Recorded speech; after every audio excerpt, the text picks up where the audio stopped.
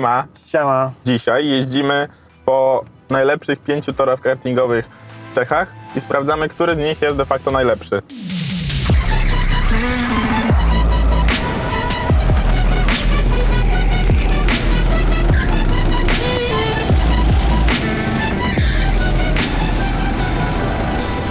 Jakbyście chcieli odwiedzić Czechy i nie wiedzieli, który akurat tor go-kartowy wybrać, szczególnie okolice Pragi, bo akurat w Pradze jesteśmy, więc wpadliśmy pomysł, że nagramy, ocenimy. Będziemy oceniać w paru kategoriach generalnie. Go-karty w Czechach, nie wiem czy Maciek wiesz, są paradoksalnie tańsze niż w Polsce, Tak. Więc jeśli macie takie pomysły, żeby przyjechać, to bardzo to się opłaca, bo No znaleźliśmy go-karty, które za przejazd kosztują 42 zł za jedną sesję 10-minutową. 10-minutową. Więc będziemy testować. Myślę, że nie będą takiej dobrej jakości jak niektóre tory go-kartowe w Polsce, ale czy jakość jest najważniejsza? Przekonamy się dzisiaj właśnie. Dokładnie. Jedziemy na pierwszy tor, się nazywa CM Karting. Mówiłeś dodatkowo, że był budowany parę lat temu i wygląda na jeden z lepszych, jaki będziemy mogli odwiedzić, więc Tak, mocny no. benchmark na początek.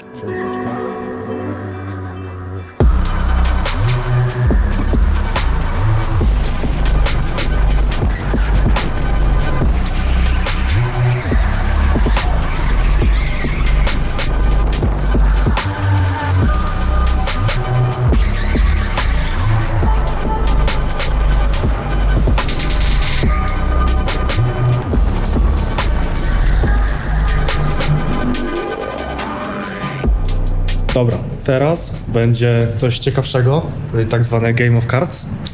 Nie ma tego generalnie w Polsce, jak szukałem. Jest to raczej skierowane dla młodszych osób, aczkolwiek u nas w sesji, jak patrzyliśmy, są starsze osoby, więc może być ciekawie. Gra polega trochę w stylu Mario Karta, z tego co patrzyłem. no dokładnie. Się jeździ, się zbiera jakieś tam supermoce i potem się wystrzeliwuje jakoś w kartę i się spowalnia, czy jakieś takie dziwne rzeczy. Jestem bardzo ciekawy tego. To jest coś, co specjalnie tutaj chciałem przejechać, no bo nie ma tego nigdzie indziej. No i zobaczymy, czy to jest ciekawe, czy nie. I Cały co? zamysł tego kółka, tego toru jest taki, że to jest osobny tor, który ma specjalnie przygotowany layout pod to, żeby dało się te wszystkie supermoce robić. Jest bardzo krótki, bo tutaj widać, że to jest w okolicach 27 sekund, 30 sekund, Tak, no. więc dużo ludzi, dużo kółek. Bo jedziemy 8 minut czy 12? 8 minut jedziemy. No ale jest dużo osób na takim małym torze, więc może być faktycznie ciekawie. 16 kółek, to jest dużo. Po pierwszej sesji, po tym torze zwykłym, jestem tak, ja osobiście nie do końca mi się podobał. Najbardziej mi przeszkadzało go-kart, jak on się niekoniecznie sam sobie prowadził, bo spoko, jest dużo przyczepności, ale limiter ten elektryczny jest zbyt nisko, więc praktycznie wszystkie dłuższe, proste jedziesz na limiterze, więc bardzo trudno się ścigać ze sobą. No bo nie jesteś w stanie kogoś dogonić generalnie. Jest zły układ kółka do tego, jak jest go-kart ma limiter. Fajnie, ktoś ciebie doścignie i ma lepsze wyjście na zakręcie, ale tak czy siak oboje zaraz wpadacie w limiter, więc on nie jest w stanie cię nawet prześcignąć. No zobaczymy, jak to wyniknie, ale teraz zapraszam was na Game of Cards.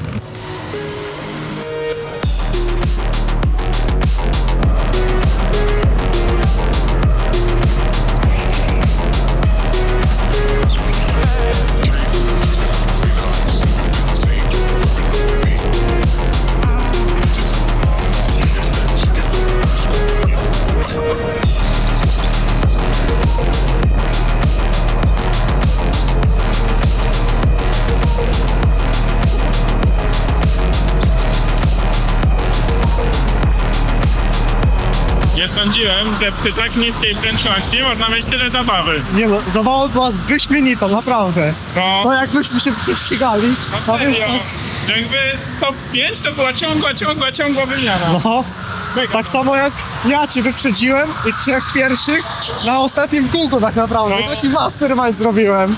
Mega dobre to było, tak bombę dałeś. Zajebiście, No. bardzo mi się podoba. Dobrze, Maćku. Jesteśmy świeżo co po CM Karting. Jakie są twoje odczucia? Druga sesja, którą jechaliśmy na go-kartach, na tym zwykłym torze, no o wiele bardziej na plus, jak się nauczyłem, jak te go-karty jeżdżą i to, że nie mogę tak bardzo dobrze manipulować gazem, po prostu w większej ilości momentach trzymałem gaz wciśnięty cały czas, co no, ułatwiło jazdę tym go-kartem i stał się on przyjemniejszy. Aczkolwiek no nie jest on jakoś nie wiadomo jaki. No Game of Cards to jest w ogóle niesamowite, w sensie mega zajawa. Tak, no dla samego tego bym tam przyjechał. Tak, dokładnie. Te dwa przejazdy na normalnym torze, tym elektrykiem, to jest raczej taka rozgrzewka, którą traktuję jako dobry początek dnia, żeby się trochę rozjeździć, ale te Mario Karty, sztosiwo. Po prostu tyle zabawy z tak małej prędkości. To, co Tak. jest dla mnie najbardziej zadziwiające, że to faktycznie dobrze działa. No. Że tam są te wszystkie supermoce, które były przez nas używane i one faktycznie dobrze działają. To jest na niskich prędkościach, a jednocześnie nadal da się tym dobrze bawić. Na początku mi to przeszkadzało, ale jak później się rozkręcasz i zaczynasz dobrze używać tych wszystkich trybów i myślę trochę bardziej strategicznie, to mega fajne. Bardzo polecam. I cała naprawdę. grupa cały czas jest blisko siebie. My tam byliśmy tylko we dwójkę, a i tak fajnie nas przydzieliło do jakiejś większej grupy, że tam jest na to na tyle duży popyt, że z jakimiś randomowymi ziomkami sobie jeździliśmy. Jeśli macie więcej znajomych, jedziecie w takiego tripa do 3, większa ilość osób, to tym bardziej jeszcze lepiej wychodzi. To przechodzimy do rankingu. To jest najważniejsze. Po pierwsze, nitka toru, konfiguracja. Jak to oceniasz? Od 1 do 10, no to oceniłbym, bo oceniamy ten zwykły tor, nie ten Game of Cards. Tak, To no oceniamy, oceniamy jako tak, bo to będzie ciekawostkę. łatwiej. Zwykły tor oceniłbym na 5, 6 może. Bo są ciekawe spady i przechyły, ale go-kart za szybko trafia w limiter, tak jak właśnie mówiliśmy wcześniej. Mhm. I no odbiera to fan z jazdy tak naprawdę, fan ze ścigania się razem. Dla mnie to jest trochę za mało techniczne. Ja bym bardziej dał 4, bo brakuje mi tutaj trochę. Warunki do wyprzedzania i rywalizacji. No to przez te go-karty daję 2, bo jest naprawdę słabo. Ja też właśnie myślałem o 2. Jest ciężko, bardzo ciężko. Następnym naszym polem są same go-karty i cały osprzęt, który znajduje się na torze. 3,5, 4, jak uważasz? Dla mnie to jest raczej 3 i to jest przez wzgląd na polskie warunki. No nigdy nie jeździliśmy tak w słabych go-kartach elektrycznych. No, to prawda. Jednak jak się myśli go-karty elektryczne, to się wymaga jakości, a to tak nie do końca to działało. Dokładnie.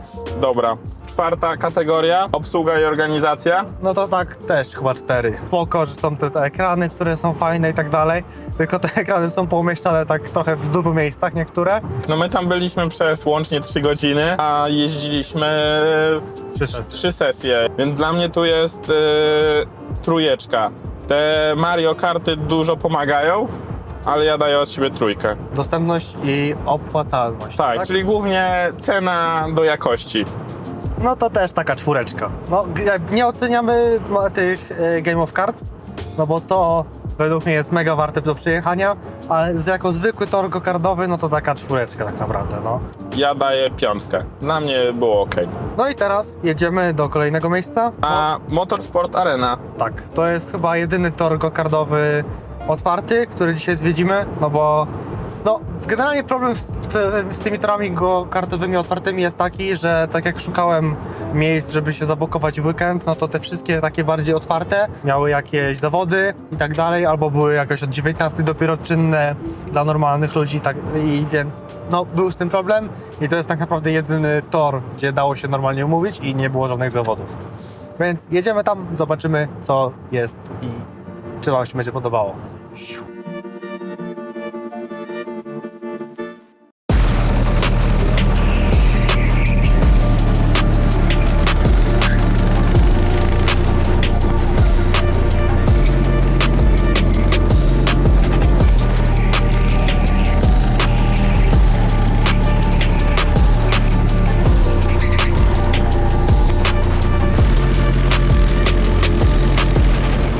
Witam po kolejnym torze.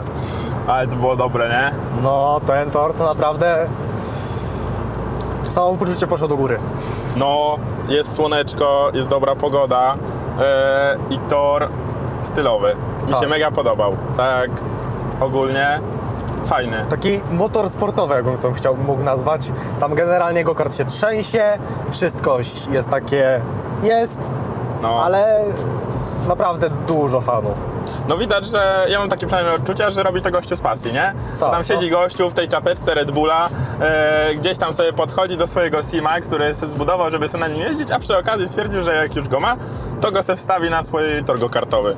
Więc mega sprawa. Fajny tor. Tak. Mi się bardzo podobał. Układ jest fajny, da się pościgać, da się wyprzedzać. No, go-karty są, działają. No. My jechaliśmy na 200, żeby pojechać na 270, czyli na trochę mocniejszych. Trzeba osiągnąć całkiem solidny czas. No, tam jest minuta 0,38. Tak, no. No, problem też jest z timingiem tam, no, bo nie masz tak naprawdę rezultatów po swoim przejeździe, tylko tam ewentualnie możesz zobaczyć na ekranie twoje parę ostatnich kółek. No, ale niestety to tylko to. Tak, dokładnie. To jest coś, czego mi mega brakowało, bo no nie możesz widzieć efektów od razu. To jest coś, czego mi mega brakowało, bo nie widzisz efektów od razu. No, w ogóle nie widzisz efektów, bo po sesji też nie widzisz efektów, bo widzisz tylko 2 ostatnie kółka. Tak, no więc trochę nie wiesz w sumie, gdzie mogłeś pojechać lepiej, co można było poprawić. Tak. Tu duży minus. No to przejdźmy do ocen. Dokładnie, więc tak. Po pierwsze, konfiguracja toru. No to w skali dzisiejszych torów wydaje mi się, że to jest takie 8. Jak ty uważasz? Kurde, to jest dobry traf. Mi się osobiście ta konfiguracja bardzo podobała. Ja daję 9. No to 8,5 średnio wychodzi. Super. Dobra. Warunki do wyprzedzania i rywalizacji? No też 8. Było dużo miejsc. Tor jest miejscami ciasny, ale mimo tego, że jest ciasny, tak jak pewnie widzicie na przywitkach, dało radę się wyprzedzać Julka.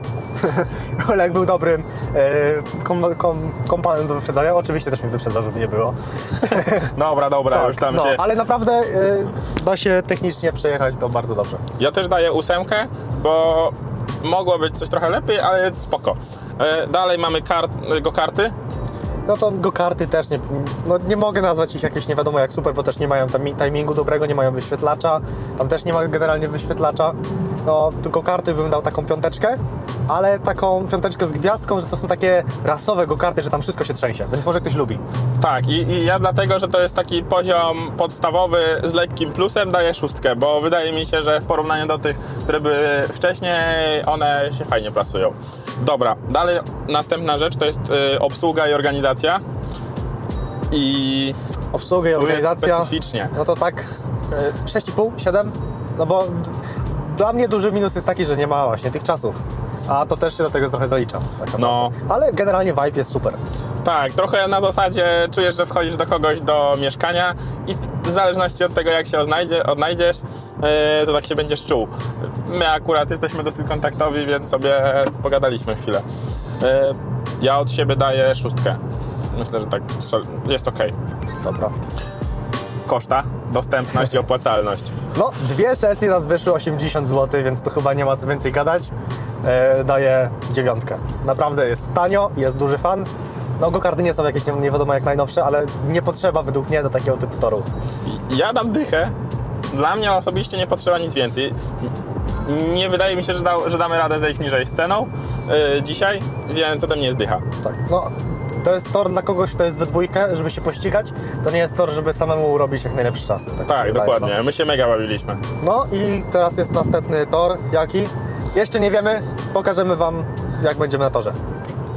Trzeba to jeszcze raz nagrać, bo sobie robiłem tutaj takie To przybliżenie. powiedziałem tam. No tak, ale to ja będę ten? No dobra. To tylko dźwięk z tego.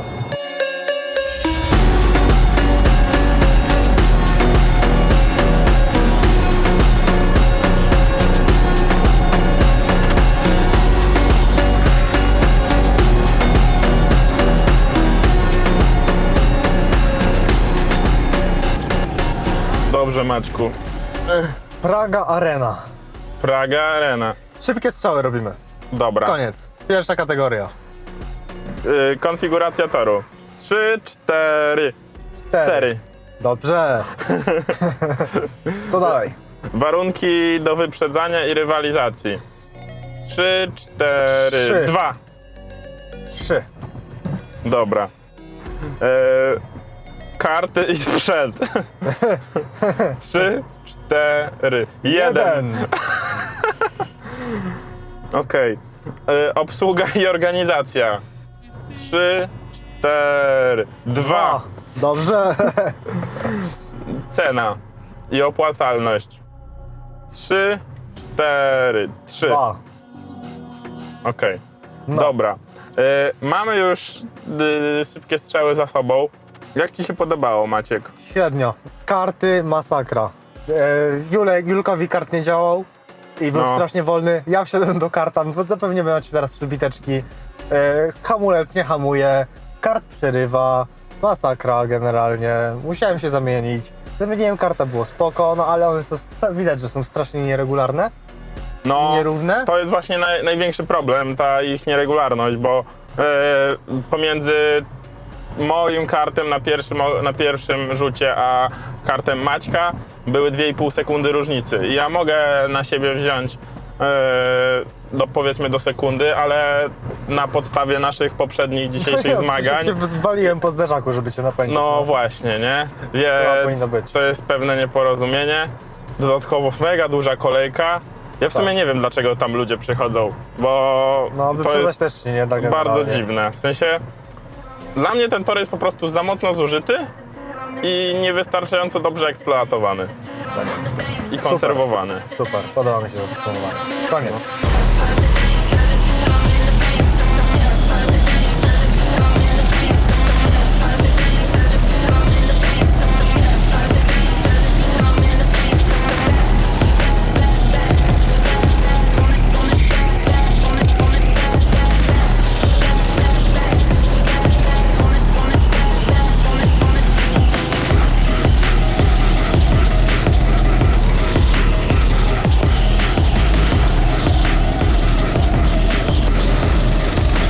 Normalnie jak u Winiego, nie? No i jesteśmy po ostatnim torze. Zmęczeni bardzo. Przejechaliśmy łącznie, jak liczyliśmy, godzinę 40 na jego kartach. W samym go-karcie spędziliśmy dzisiaj prawie 2 godziny. Tak, wydaliśmy Mega na to dużo. wszystko niecałe chyba 500 zł. Dobra, to przechodzę na początku jeszcze do toru. Konfiguracja. Jak ją oceniasz, Maciek? Oceniam, że to jest coś mega ciekawego. 8. Ja daję 8,9, bo chciałem, żeby to było 8,5. Bo jest mega długi i niektóre zakręty się powtarzają, ale i tak jest bardzo unikalny. Więc tutaj jest plusik. Warunki do wyprzedzania? No, takie 4 myślę. 4,5. Ja też zostaję przy 4. Sprzęt, karty? Jest git, tak naprawdę. Opony patrzyłem w miarę świeże, nie są takie zniszczone. Karty chyba wszystkie były równe, miały akurat u nas wymienione silniki, więc fajnie, więc takie 8. Ja daję 9, bo nie spotkałem się z jakąś nieproporcją. Dalej mamy obsługę i całą organizację na miejscu. No to takie 7. Że tak, jest tak solidnie. Nie było nic takiego porywającego po prostu.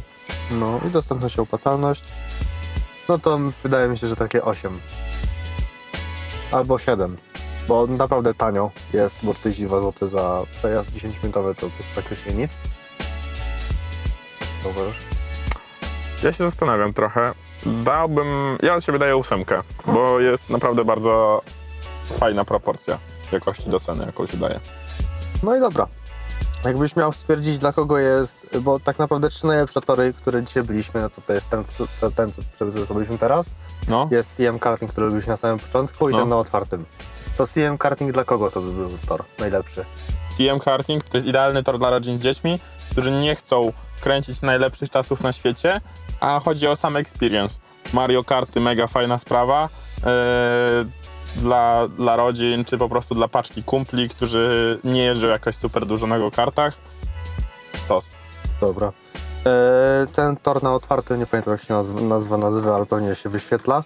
Według mnie jest najlepszy dla osób, które są w paczce znajomych i chcą się między sobą pościgać, bo tam nie ścigasz się z czasem, bo czasu praktycznie nie ma, ale on jest super do ścigania się między sobą, a ten, co teraz byliśmy przechodząc, on jest lepszy do pojeżdżenia samemu, oczywiście też można razem, ale nie ma aż tylu miejsc do ścigania się, ale przez to, że jest długi, trudno się go nauczyć na sam początek, więc to taki, można by nazwać mini Nürburgring, gdzie za pierwszym razem jedziesz i nie wiesz, gdzie jedziesz i jak wziąć dokładnie ten zakręt i musisz się po te 2 sesje przyjechać, żeby się nauczyć. Zgadzasz się Tak. ze mną? Tak, zgadzam się. To ciężko mi coś dodać. Ale dobra, to teraz jeszcze jedno bardzo ważne pytanie. Który tor ci najbardziej przypadł do gustu? Jakbym sam jeździł, no to ten ostatni, a jakbym jeździł z kumplem, no to ten otwarty. Okej. Dobra, dla mnie bezkonkurencyjny jest ten otwarty tor. No, On miał jakiś taki swój klimat, to pewnie widziałeś już od razu, że on mi jakoś mega podszedł.